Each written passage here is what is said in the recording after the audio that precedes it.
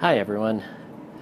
What I love about our discussion this week on looking inward is how each of you have gone beyond just answering the question using examples or illustrations, but delving into the research and critically analyzing some of what you are finding out about yourselves.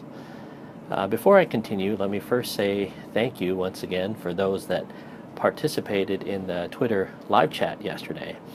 I'm starting to use social media more as a tool for open conversation and felt that each of you were engaged in the discussion. I hope that you had fun in the process as well. I'll do another one soon using the Collaborate tool, and I'll let you know when that is. A few years ago, there was an article published in the New York Times entitled No Time to Think. And the premise of the piece was that our modern world finds us overextended and leaves no time for critical self-reflection. In the article cites a published study in the journal Science, which explores how far people will go to avoid introspection. When it comes to being a leader and developing others, introspection or critical self-reflection is often categorized as an optional area for consideration.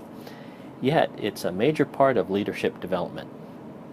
One author, George Watts, reaffirms its long-standing history in psychology and how it is a needed skill that leads to maturity.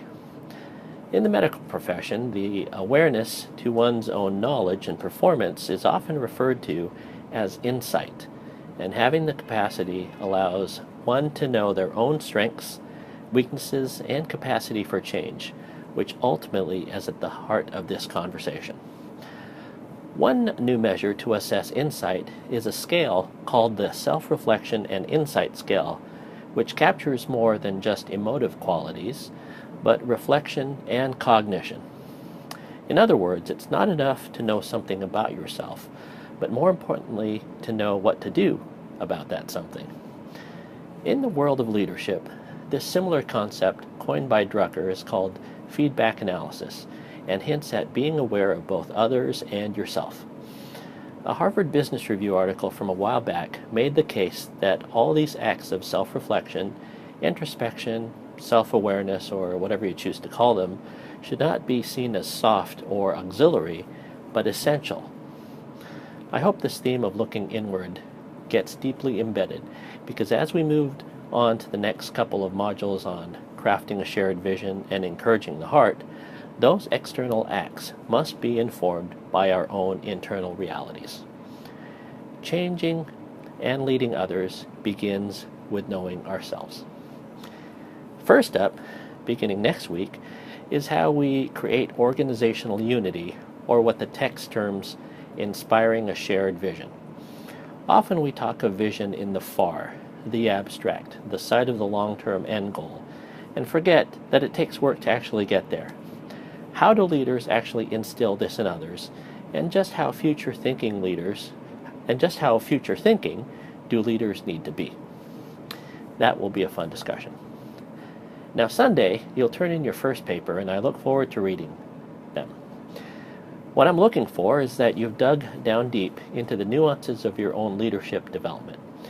We've shared some initial ideas in the discussion, and as you know, I want you to discuss your findings according to what is found in the research.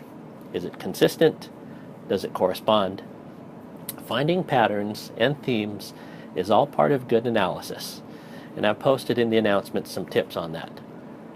Think of the paper as putting yourself in the position of an unbiased observer who is meant to learn about you. Based on your assessment tool, what aspect would you highlight and why? Would it make a difference which assessment tool you used? Discuss these things, as they are all good questions to consider.